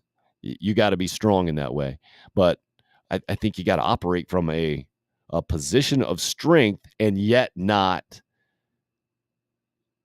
do it as a dictator, an authoritarian. And that's the tricky part, I think, for so many people. It's such a tricky part about having any kind of power, right? Absolute power corrupts absolutely. Is that what it is? And it seems to me like that's how the PGA Tour has approached this. They've had absolute power and control for so long that instead of being fair and relatively open-minded, listening to players who had legitimate concerns and legitimate points about the PGA Tour's demands and travel and how much value the players brought to specific events. Like, was it Justin Thomas, I think today, maybe it was yesterday, announced that he's not playing in this week's Travelers, and he just wanted to put it out there. He's like, before any rumors get started, man, I just got to rest my back. My back's messed up. There's nothing else to this thing, and I'm really going to miss playing. It's so dramatic in golf. But to bring this all the way back around, this comes with the South Carolina baseball news of adding a third Clemson transfer. It is going to be so fascinating. It is so fascinating now, and it's going to continue to be so fascinating to see how programs respond to the transfer portal. Because I think you got to have someone attached to a program that understands, that is looking out for long-term success. And I know it's difficult from a business standpoint. If you don't have someone in your organization that isn't just looking past the next quarter or the year and the bottom line and the whole thing, I think there are multiple examples of corporations and businesses that have lost their way because you got to have a big picture person. And to me, this is a big picture issue, right? Small picture, Gamecocks didn't finish 500 this year. They got to get players in. And you got to do it immediately if you're Mark Kingston. Otherwise, there's going to be an opening at the University of South Carolina after next year. I think that's just very clear. They missed the NCAA tournament a couple of times. Yes, there's been a COVID situation. Everyone had to deal with a COVID situation. I get it. The Chad Holbrook era didn't go well for Gamecock baseball. You were the guy to get it hired, to get it back in the right direction. It ain't going in the right direction. So you got to have players. But to take a transfer from an ACC school, no problem, right? Even from an SEC school, Vandy and Missouri, Carolina added from last year. But to do it from your rival. And I understand the opportunity was there. They made a coaching move. But if you're not, you better be completely convinced that these guys are going to help you win games at a high level. Otherwise, to me, the perception, the image hit that your very proud program takes from this just is not worth it. And that's what I'm talking about across the board. Because we all know there are so many coaches that have the attitude of Will Muschamp. Will Muschamp's attitude was the loyalty. My loyalty is with whoever signed my paycheck. The logo is just a rotating door on his shirt from the SEC. as a Sports Illustrated, I think, did who's the most SEC guy out there, and Will Muschamp won by a large margin. I think he had coached, played, been assistant coach at so many schools in the league for as many years as he had. And that was to his detriment ultimately at South Carolina. He never figured out how to make it unique and special. And Shane Beamer's been the opposite, right? Even though Shane's been to a bunch of places around the country. I mean, he had a 21-year career being an assistant coach and jumping around to a bunch of different jobs, Georgia, Oklahoma, Tennessee, Mississippi State. So it's not like Virginia Tech, obviously, not like he had just been in one spot and been a completely loyal guy, put that in quotes, because, loyalty at some point when it's not on the other side of the table is stupidity, I think, in a lot of ways. But Shane has immediately come in and established something different, something unique at South Carolina with his coaching staff, with his approach. And I guess a new head coach always is going to be different, but they're not always going to be unique. And Shane figured out how to be unique immediately, or had a plan to be unique, and is continuing to carry out that plan. Now, it's got to come with wins, because guess what? I think all Gamecock fans would admit after the Tennessee game last year, I don't think there were a lot of people on the Shane train. You had to be a wild-eyed optimist to see it at that point that, hey, this thing is going to continue to work. But if you have enough patience to realize you got to have the perspective of a season in its entirety, and we're all biased by the way it finished last year, by the way, from the South Carolina perspective, in a best-case scenario bowl game in so many ways, right? Could Dakereon Joyner have played better? Jaheim Bell? Could that game have gone much better? And Sam Howell's farewell from North Carolina? I don't think it could have. I was there. I was watching it. I was shaking my head. My mouth was just open, agape. Didn't think we worked that one in on the program today, but pretty proud of that vocabulary.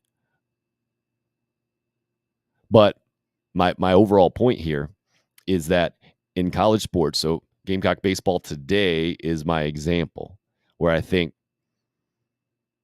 on paper makes sense, welcoming transfers in, you got to bolster the roster. I get that, but college programs across the country are going to see. I mean, we can relate this to the Carolina Panthers recently, right? We had Brenton Burson, the former Carolina Panther, on, and he had a great explanation for the David Tepper situation with Rock Hill and the training facility, Tepper being a hedge fund guy, that the numbers got to a place where it looked, as Brenton explained it, like the return on investment wasn't going to be there. So he probably had some kind of number in mind. It got to that number and he pulled out. And that's what you do, the hedge fund guy. What was not calculated in that was the overall impact on the optics of the situation, I guess is the best way to put that, right?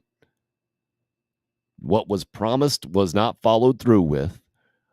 Ultimately, who cares where the blame lies, right? I get it that the organization blames the city of Rock Hill. The city of Rock Hill blames the organization.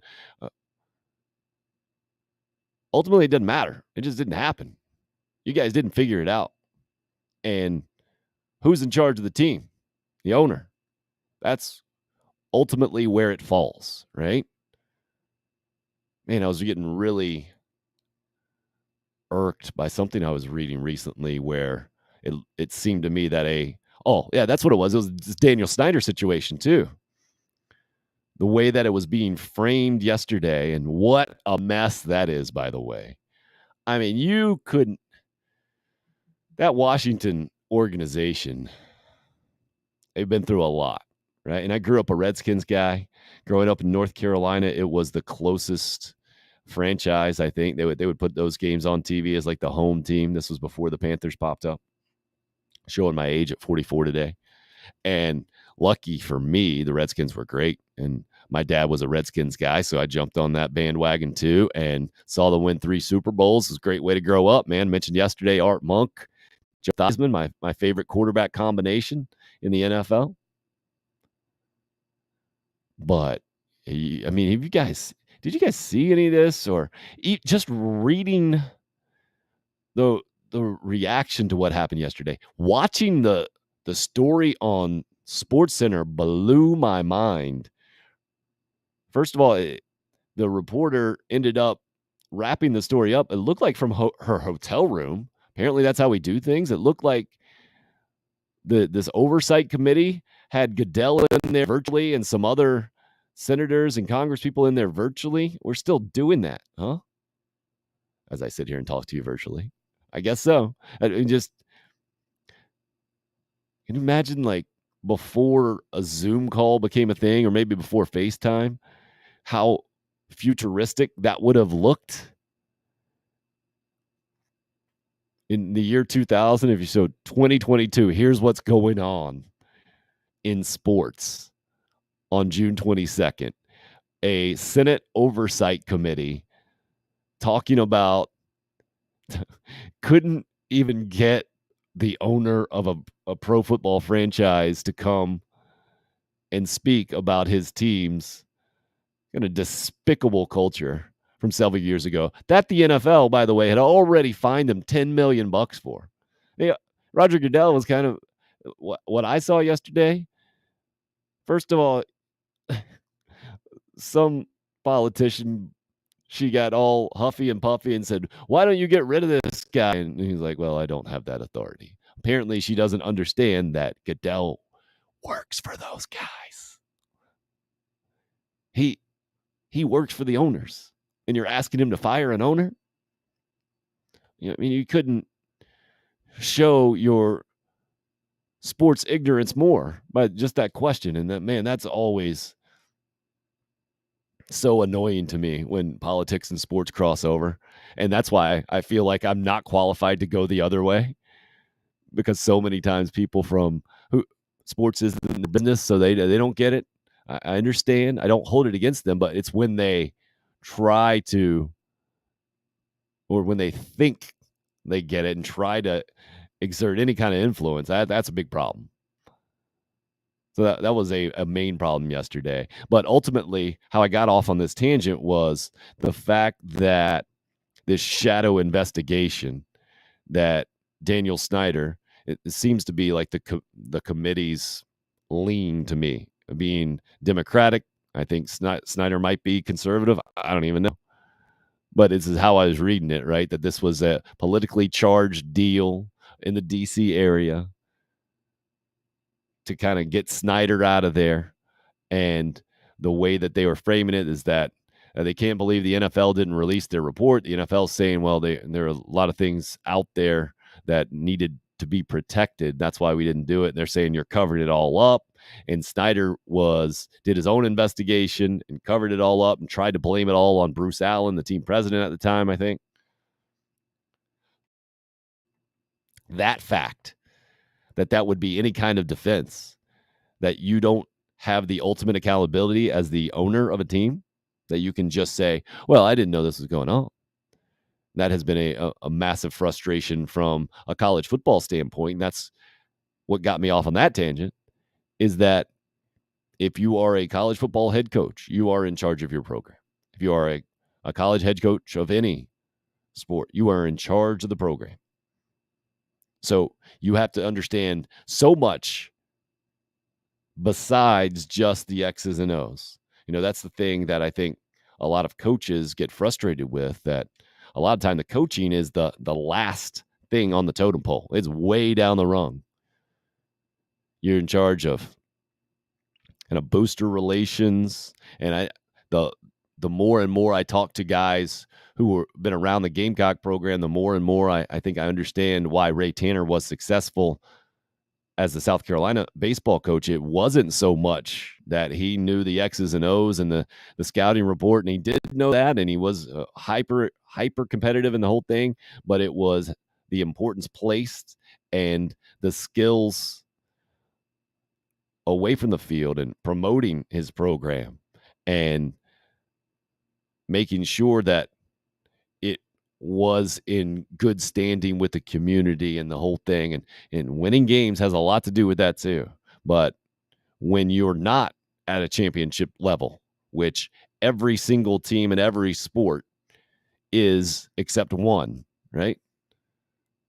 Another one plays for it, but only one team's won the championship. Well, you still have to have some goodwill with your fan base. As the owner of a professional franchise like the Carolina Panthers, David Tepper still has to get fans to come to the games. You can't completely alienate your fan base. And that goes back to my point with this transfer portal deal. Yeah, you got to get guys, but you also need to show your fan base that you have a recipe, that you have some parameters other than, hey, you can be a good player and we'll take you.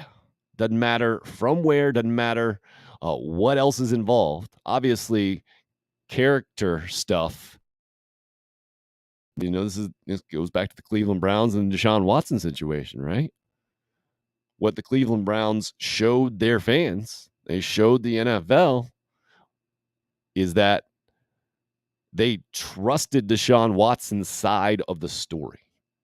And they were comfortable enough with his side of the story to bet basically $230 million that they're going to get a good player and a guy who is a transformative player on the field for sure. But what the other side of that is that you're willing to accept all the blowback, all the raised eyebrows at least, and then at most I don't even know where you want to go with that. The disrespect to women or lack of accountability, the whole thing. And that you kind of sold your soul for that. Or you just completely discount the other side of those stories. Maybe you don't believe them, discount them. I don't know what it is exactly. So from how there was no one in the Cleveland organization that raised their hand and said, hey, I don't think this is going to be ultimately good for our franchise. I get what you guys are saying, but there are a lot of question marks, a lot of things to still be worked out. And you guys ever think that we might not even get this guy on the field this next coming season? Maybe the guaranteed money isn't the way to go. From a college standpoint, hey, we get that these guys could come in for 1 year and fill a need. We understand what the need is. We understand it's a big need. But you guys understand the other part of it. The perception to the fan base, the message it sends to bring this person in is that we're a little bit desperate. Will Muschamp was desperate for a running back. Tavian Feaster was an option. I think it worked out okay for that season for both parties. Ultimately, though, it didn't work out well for the program. I don't know how it could have worked out well for the program other than Feaster going on to have some kind of Heisman Trophy ridiculous season and South Carolina maybe to be known as the back transfer U. Right? But I don't think anybody ever thought of the big picture back then for Gamecock football because you're, in a lot of ways, you're not afforded to, maybe would be the other side of this argument, right? When you're a college coach, there is no 5-year plan anymore. There used to be a 5-year plan, and you used to get some leeway. But with money being what it is now, you're just not afforded that luxury. And I think in a lot of ways, then if you're not afforded a 5-year plan, what we're seeing with Gamecock baseball now, then that thing gets it doesn't shorten up. Your window to be mediocre continues to grow. That's always been the concern, or that was the main concern around Gamecock football, getting rid of coaches back in the 80s relatively consistently, 70s and 80s, that no one was ever allowed to really entrench themselves. And then when you make moves, Joe Morrison being the exception, passing away, then you just continue to kind of be mired in mediocrity. Mediocrity. I said mediocrity. How about that? I was like, wait a second, that's not a word. I mean, idiocracy is what I'm thinking about, and it's what I felt yesterday watching that story around the Washington not Redskins, right? I love how they call it the Commanders, even though they're talking about years ago. No, they weren't the Commanders then. It wasn't a thing. They haven't played a game yet as the Commanders. Stop it. So ridiculous. But college programs are really going to have to figure this out. And maybe there'll be somebody in the athletic department assigned to that. Maybe that'll be a new staff position, right? What do you call it in movies? Continuity, right? There's someone's job to make sure that if I have a coffee cup here, coffee cup's a bad example, right? If I had a glass and there was a scene that you need to make sure that it's not full one sip, and then the next time they cut to you without drinking it, or just after one sip that it's empty the other way. I feel like that's what college football program run these days. But college programs around the country, big time athletic departments, are going to have to start doing with this transfer portal. It's taking the big picture into consideration from just a program image. All right, what are we saying by this move? What are we translating to our fans? And then if that's not the message that you want out there, well, how do you mitigate that? How do you balance that out? Is there a way to do that? Again, winning games is the ultimate. But I think we're seeing at so many different programs that's kind of a beast that feeds itself too. We saw it at Georgia. Mark Richt won a bunch of games. Ultimately, that wasn't enough. You got to win championships. We've seen a bunch of baseball programs win a bunch of games. Arizona State, Southern Cal. And that is not enough to keep doing it every single year. Just because you did it the year before, not good enough. Mississippi State, great example this year. So it's a really wild time in so many ways. Just the fact that this headline popped up, a third Clemson baseball player going to play for the Gamecocks. And again, individually, like I totally get it for Ricky Williams, a River Bluff guy, has a chance to move programs after his coach got fired, come back closer to home. And again, like Stuart Lake was telling us, the former Gamecock assistant, former Ole Miss assistant, been a head coach at Charleston Southern, been around the block a little bit for sure, that coaches and players have a different perception of rivalries than fans. They're not nearly as attached most of the time. And that's probably a good thing. That's probably a very healthy thing, right? But then he also admitted that Eric Bakich coming to Clemson is going to reestablish in a lot of ways that old Carolina Clemson rivalry feel, and that it's not your buddy. It's not somebody that you know really well. Like Bakich was at Clemson for a year, and he was under Jack Leggett, and he was Tim Corbin's right-hand man, and he couldn't be more really connected in a lot of ways to the old school Clemson regime, where it was really clear. Carolina and Clemson, the coaching staffs weren't going out to eat afterwards.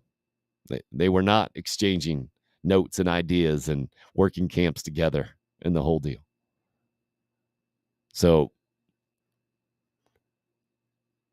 to not have someone in your program, or I guess maybe worse than that, if you do have someone in your program and you're still willing to accept specific transfers from specific schools because your need is that great, to not realize that sends off the signal as well to your fan base that there have been some big misses in recruiting, or your roster just, you're really concerned about your roster. Clearly, that's a tough message to sell. But how this all plays out, going to be fascinating to see, right? Gamecock fans cheering for former Clemson players. Again, didn't have much of a problem with Tavian Feaster, but I think Gamecock fans realized at that time, and this is a difference too. Sorry about the mic issue there. Getting really pumped up, huh? This is a difference too in Gamecock football program and Gamecock baseball program. Gamecock football, we all understand the history. 500 program before Steve Spurrier took over. 3 great years, top 10 finishes, 0 SEC championships, 1 ACC championship.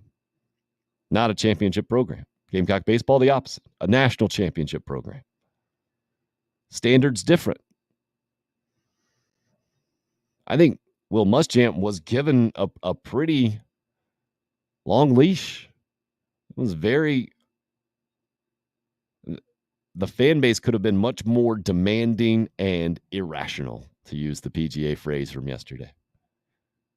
But Gamecock fans understand the program, the challenges the football program has, and yet it still didn't work out. The baseball deal is totally different. And that's where it's surprising to me to see the headline that 3 Clemson players have transferred in, especially seeing the stats attached and the whole deal. But that's where you make decisions as someone in charge, and then you got to deal with the ramifications one way or the other. So if it works out well for Gamecock baseball, these 3 guys come in and are really, really good players. It will ultimately be seen as a good move by Gamecock fans, even if they don't like it today. But I think the margin for error and the percentage chance of that happening doesn't seem to be worth the risk right now from where I'm sitting, from just a program image standpoint for Gamecock baseball. Again, the Gamecock football news yesterday specifically was Camden High School defensive lineman Xavier McLeod narrowing his list down to 6 schools. The Gamecocks a part of that list. Big names all over the place. Michigan, Texas A&M, Georgia, I think, on that list as well. The specific recruiting website that I saw said about 80% chance that McLeod ends up coming to Carolina. It's one of those must-get kind of guys, I think, if you're Shane Beamer and that staff right now. Seemingly, recruiting is going relatively well. I don't know exactly the expectation in year number 2, especially with the transfer portal being what it is. But I know it's a big weekend on campus for the Gamecocks, and Carolina fans who are really into the recruiting will be standing by on social media to get a few more commitments and then a few more names with maybe more stars attached to those names, or some better numbers or national notoriety attached than some of the other, I think it's 8 guys have popped in there. Excited about that. The opportunity for that to happen this week, and something to keep an eye on for sure. I understand too, if you are a college baseball fan and you are unhappy about a 4:00 start time today with Arkansas and Ole Miss, and you say, what is college baseball doing? What is ESPN or anybody else attached to putting the college baseball product out there doing with a 4:00 Thursday start, winner take all, national semifinal game? But ESPN, ABC, I think, they also have the NBA draft tonight. That's how they're thinking about it. It's that simple, right? They're not going to compete against themselves. A little short-sighted, I think. I think those 2 audiences are wildly different. Like, the fact that the NBA draft is tonight, I read a Sports Illustrated article yesterday about Chet Holmgren, the unicorn from Gonzaga. He's the 7'1", 195-pounder that we saw in the NCAA tournament this year, was projected at that time to be the number 1 pick, and since then has fallen.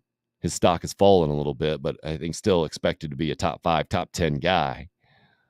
But really interesting article about him and about how now basketball players, specifically top draft picks, get evaluated from like I guess you would call it a biomechanical standpoint. And then you can project, or this technology can now project the likelihood of future injury or where specific places in their bodies might be more vulnerable than others. Fascinating stuff. And I guess the gist of this article is that Chet Holmgren, the former Gonzaga done there, he just moves differently than anybody else. Physically, he's just different. He's just different. Like, he's got a 7'6" wingspan. He's not even 200 pounds. And yet the way he can get up and down the floor and the whole thing is just different. Shoots a bunch of threes. The game is changing. The article went on all of these things. But will he ever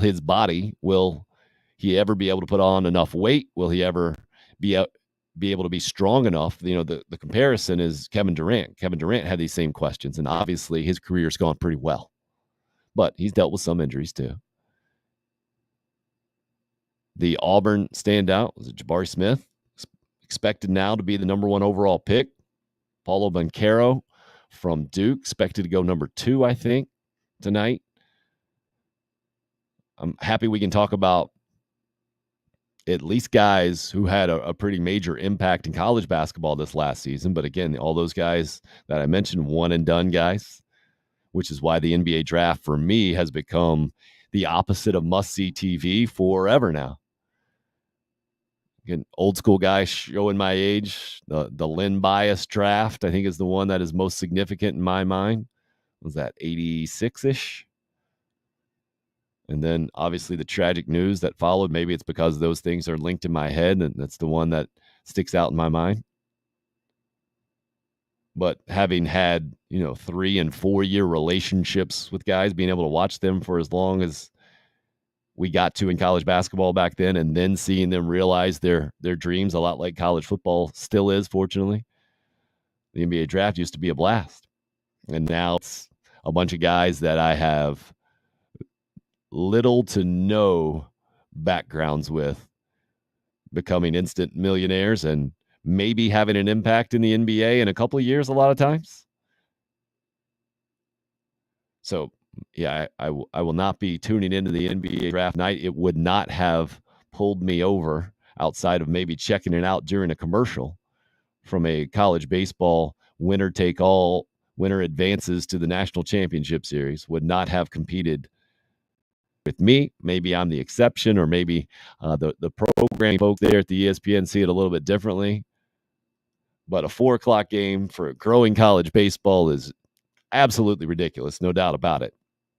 I'm still going to try to watch it today for sure. For my kids, I'm excited about it. My 7 and 9-year-old, they'll have a chance to watch the whole thing, and it won't get over. Last night's game actually went pretty quick, but a lot of these games, man, anytime Texas A&M played at the College World Series, it's going to be 4 hours plus. Seem like their pace to play. So it will set to get over at a decent time tonight. We'll see how that goes. So maybe from that perspective, it will grow the game a little bit. I get it. If you're working the typical work schedule, 5 or 6 o'clock tonight, not ideal. DVRs being what they are, maybe you're like me and you love an hour delay sometimes, get you to fast forward through the commercials. I do always feel like I'm missing something. So it's a tricky balance there. Arkansas and Ole Miss, though, again, programs that are relatively easy for me to pull for and respect both of them. I like how both of them play the game, seem to do it the right way. Auburn, throw them in there as well. Oklahoma seems to be like that too. No bad boys left in this year's NCAA tournament after Tennessee went down. And Oklahoma, again, sitting right in that driver's seat, just kind of be rubbing their hands watching tonight's game, pulling for as close a game as possible, as many pitchers to throw as possible, and on paper, a massive advantage for the national championship series that'll start Saturday, go Saturday, Sunday, and Monday if necessary. So we'll have plenty of college baseball to talk about when we come back on Monday. I get to play in a little golf tournament with my pops. starting this afternoon, and then that's why we won't have a show tomorrow. So please forgive me for that, but it's one of the things I look forward to maybe most all year long on the calendar for me personally. Looking forward to that. And I can also tell you how bad a golfer I was on Monday when we come back and do the show again. It'll be 8 o'clock on Monday, the new hours. Really appreciate you guys adjusting. If you contributed on the live stream today, like a bunch of you did, Craig and Anthony, Troy, thanks for you guys for hopping on. DC, same thing. We will grow into much more of a football show as we continue to get towards football season, by the way. And I'll make sure and get some specific guests attached to specific programs here coming up so we can, with our format too, we can do more of a deep dive into it. I think it'll be more valuable for all of us to hear more about a specific program, not just the typical, 10 to 15 minute breakdown from somebody who has covered a team for years and years and years. I think we can do it more on a deep level here on this program. That's what I'm looking forward to. Appreciate the feedback. Anthony says, great show. DC says, have a great weekend. Thank you guys again for your support. If you can, subscribe, like, and comment and all that stuff. Pass the word. And we'll do it again on Monday. Tyndall Unrestricted.